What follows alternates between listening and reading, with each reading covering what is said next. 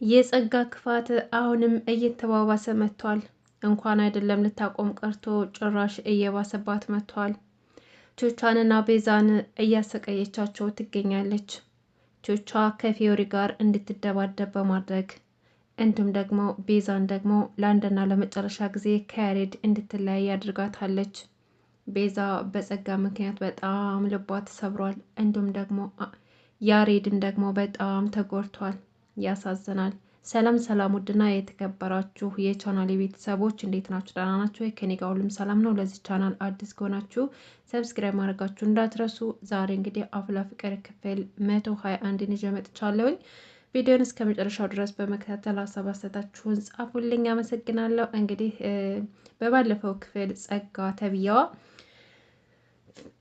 ፊዮሪና ቹቻን አደባድባ እንዲሁም ደግሞ ቹቻና ቀስቴ እንዲለያዩ ቤዛና ያሬድም እንዲለያዩ አድርጋ ነበረ። እንግዲህ ቹቻን ካስፈራራቻት በኋላ ቀስቴን እስር ቤት ከማስገባው በባለፈው ቅዱስን ሲደበድበው ቪዲዮ ቀርጫዋለሁ። ስለዚህ ይሄን ቪዲዮ ለፖሊስ መረጃ ሰጥቼ እስር ቤት ከማስገባውና እዛው እስር ቤት በስብሶ ከሚቀር አንቺ ፊዮሪን ሂደሽ ትደበድቢያታለሽ፣ እጅሽን እንደሰበረችሽ አንቺም ሄደሽ እጇን ትሰብሪያታለሽ ብላ ትእዛዝ ሰጠቻት። ቹቻ ደግሞ ቀስቴ እስር ቤት ከሚገባ ብላ በሀሳቧ ተስማማችና ፊዮሪን መከታተል ትጀምራለች።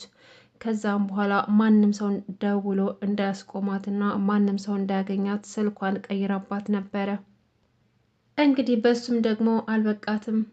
ጭራሽ ደግሞ ቤዛ ጋር ሂዳም ቹቻ ሰው አጥፍታ እስር ቤት እንደምትገባና እንዲሁም ደግሞ ቀስቴንም እስር ቤት እንደምታስገባው ይልቁንስ ጓደኛዋ ወንጀል ከመስራቷ በፊት የሆነ ነገር ካላደረገች እንግዲህ ቹቻ ወንጀል እንደምትሰራ አስፈራራቻት። እሺ ቆይ ምንድን ነው የምትፈልጊው? ቆይ ጸጋ ለምንድን ነው ማትተይን? ቆይ ምን አድርጌሽ ነው እንደዚህ እንደ አባትሽ ገዳይ ጥምዳርግሽ ያሽኝ? እያለችም ስትለምናት ይኸውልሽ አሁን ሌላውን ፍንዳታ ከማፈንዳቴ በፊት አንድና አንዱ ምርጫ ሰጥሻለሁ። አንደኛው ምርጫሽ ያሬድ ጋር ሂጅና ከሰው ፊት ሁለተኛ አጠገቤ እንዳትደርስ እኔ አልወድህም፣ አልፈለግም፣ ከህይወቴ ይውጣልኝ ብለሽ በጥፊት መቸዋለሽ። ከዛም በኋላ ሁለተኛ አጠገብሽ እንዳይቀርብ ታደርገዋለሽ። ሁለተኛው ምርጫሽ ደግሞ ጓደኛሽ የሰው ነፍስ አጥፍታ እስር ቤት እድሜ ልኳን ስትበሰብስ ማየት ነው ብላ አማራጭ ሰጠቻት። እንግዲህ ቤዛ ደግሞ የቹቻ ነገር አይሆንላትም። በጣም የምትወዳት ታማኝ ጓደኛዋ ስለሆነች ለእሷ ምንም ማድረግ ትችላለች እና ቹቻ የሆነ ነገር ከምትሆንብኝ ብላ ያሬድ ጋር ሄዳ ያሬድን በጥፊ ብላ መታዋለች። ሁለተኛ ህይወቴ ውስጥ እንዳትመጣ አልፈልግህም፣ ተወይ በቃ ሁለተኛ እኔ እንዳትፈልገኝ፣ አልወድህም፣ አላፈቅርህም፣ ተወኝ፣ ከመንገዴ ዞር በልልኝ ብላ ያሬድ ላይ ጮኸችበትና በጥፊ መታችው። እሱ ግን የተፈጠረው ነገር በጣም ግራ ጋብቶት ነበር። ምን አጥፍቼ ነው? ምን አድርጌ ነው? ቤዛ ምን አረኩሽ ደግሞ እያለም ግራ ተጋብቶ ሲጠይቃት ነበር። እሷ ግን በጣም ደንግጣ ነበር ባደረገችው ነገር። ቆይ አትወጂኝም ማለት ከምትለው በላይ በጣም ነው ማፈቅርህ፣ ነገር ግን ይሄን በማድረጌ በጣም ይቅርታ፣ ነገሮቹ አስገድደውኝ ነው ብላ በውስጧ ተናገረች። ነገር ግን ይሄን ያወራችውን ያሬድ አልሰማም ነበር እና ያሬድ በሰማው ነገር በጣም አዘነ። አዎ አልወድህም፣ በቃ ተወኝ፣ ካሁን በኋላ አጠገቢ ላይ አልፈልግም፣ እኔ በዞርኩበት እንዳትዞር ብላ አስጠንቅቃው ጥላው ሄደች። እሱ ግን በጣም አዘነ፣ አለቀሰ፣ ልቦ ተሰበረ። ያሬድ በስንት ልፋት ያገኛትን ቤዛ በድጋሚ ጸጋ እንድትለየው አድርጋለች። ነገር ግን ይዘገያል እንጂ ቤዛ የያሬድ ናት። ያሬድ እውነታውን ነገር መድረሱ አይቀርም ልክ እንደባለፈው ማለት ነው። ምክንያቱም እውነት ተደብቃ አትቀርም፣ የሆነ ሰዓት ላይ ትወጣለችና። ከዛም በኋላ እንግዲህ ጸጋ ይሄን ነገር ስታይ በጣም ተደስታ ነበር። ቤዛና ያሬድ በመለያየታቸው በጣም ደስ ብሏታል። ምክንያቱም እንደዚህ የሚያደርጋት ቤዛና ያሬድ አንድ ላይ ከሆኑ በኋላ የገቢ ምንጯ ስለጠፋባት ያንን ነገር ስለምትፈልግ ነው። ከያሬድ ገንዘብ ስለምትፈልግ እና ከቤዛ ጋር እልህ ስለተጋባች በቃ ግዴታ የሷን ሰላም መበጥበጥ አለባት እዚህ ጋር በዛን አጋጣሚ ደግሞ እነዚህ ሁለት ልጆች በጣም እየተጎዱ ነው። እንዲሁም ደግሞ ቀስቴና ቹቻም በጸጋ ምክንያት ህይወታቸው እየተበጠበጠ ነው። አሁን ላይ ቹቻንም ብቻ ሳይሆን ቀስቴንም እያሳደደችው ትገኛለች። የእነሱን ህይወት ለማትረፍ ደግሞ ቤዛ ፍቅሯን መስዋዕትነት አድርገዋለች። ቹቻም ደግሞ ቀስቴ ጋር ደውላ ይቅርታ አንተን ስላልመረኩ ይቅርታ አድርግልኝ ፎንቃዬ ብላ ደውላ አናገረችው። ቀስቴም ደግሞ ምን ተፈጥሮ ነው ብሎ ደንግጦ ነበርና የሆነ ነገር እንደተፈጠረ ገብቶት ነበረ። ምንድነው የሆንሽው? ችግር ካለ ንገሪ ብሎ ቢጠይቃትም እሷ ግን ልትመልስለት አልቻለችም። ምክንያቱም ይሄ ነው ብትለው ሂዶ ጸጋን ስለሚገላት ማለት ነው። እና ቹቻ ግን ፊዮሪን ስትከታተላት ልደበድባት የነበረችውን እንደገና ህሌናዋ ወቅሷት ተከትላት ከሄደች በኋላ ትልቅ ድንጋይ ካነሳችን በኋላ ያንን ድንጋይ ጥላ እንደገና ተመልሳ እኔማ በጸጋ ተንኮል ተነሳስችና ፎንቃዬን አድናለሁ እስር ቤት እንዳይገባ ብዬማ አንድ ንጹሕ ሰው አልጎዳም፣ ስለዚህ በቃ ይቅርታ አድርግልኝ ፎንቃዬ ብላ ለፊዮሪ ያዘጋጀችው ዱላ እና ድንጋይ ጥላው ወደ ነበረችበት ትመለሳለች። ከዛም በኋላ ቤዛ ይሄውልሽ የምትፈልጊውን ነገር አድርጊያለሁ፣ አሁን ቹቻ ጋር ደውዪና አገናኝ ትላታለች። ከዛ ስትደውልላት ጸጋ ይሄውልሽ እኔ እንዳንቺ አይምሮዬ አልቆሽሽም፣ ስለዚህ ፎንቃዬን ለማትረፍ ብዬ የሰው ነፍስ አላጠፋም፣ ንጹሕ ሰው አልደበድብም፣ ስለዚህ የፈለግሽውን ነገር ማድረግ ትቻለሽ። ከአሁን በኋላ ግን እኔ ግን ፊዮሪን ልጎዳት አልችልም ስትላት ቤዛ ነበረች እየሰማቻት የነበረችው። ጎሽ የኔ ቆንጆ እንደማታደርጊው እኮ እርግጠኛ ነበርኩኝ አለቻት። ከዛ ቹቻ ቤዛ አንቺ ነሽ እንዴ?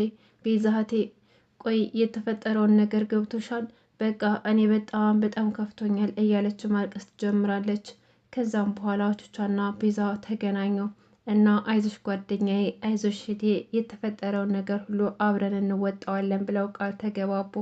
ነገር ግን እነዚህ ሁለት ልጆች አብረው ከሆኑ ሁሉንም ነገር ይወጡታል፣ ለጊዜው ቢከብዳቸውም ማለት ነው። ያሬድም ደግሞ ቤዛን ስለሚያፈቅራት የትም ሊሄድ አይችልም። ምናልባት ለጊዜው ሊጎዳ ይችላል፣ ግን እውነታውን ይደርስበታል።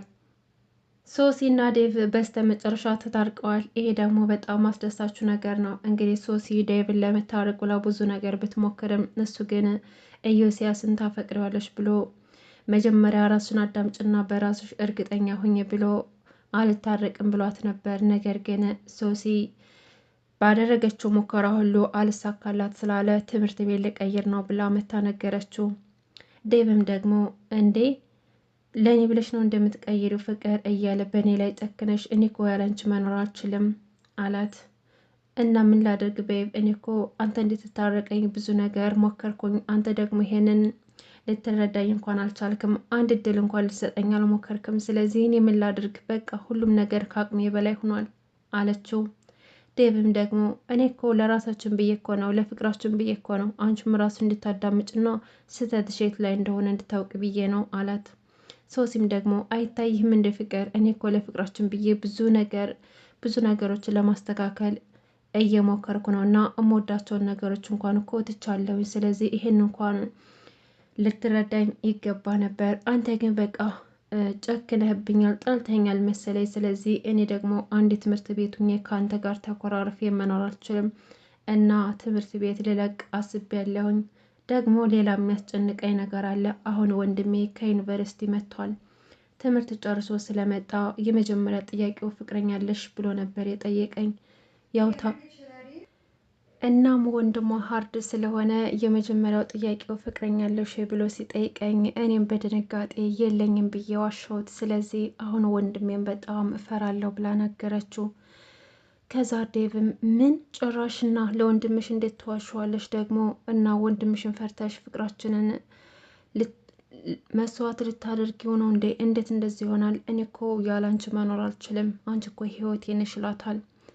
ምን ማይላቭ ታፈቅረኛለህ ማለት ነው የዚህን ያክል አለችው። አዎ በጣም እኔ እኮ በጣም ነው ማፈቅረሽ፣ ያላንቺ መኖር አልችልም ብሎ ሲነግራት ሶሲ በጣም ደስ አላት። ከዛም በኋላ ዴቭም ይቅርታዋን ተቀበለና አቀፋትና በጣም እንደሚያፈቅራት ፍቅሩን ገለጸላት። ይሄ ደግሞ በጣም ደስ ይላል። ቀስቴ እንግዲህ ቦቸራን ስለ አስናቀች አጣራ ብሎ ልኮት ነበረ።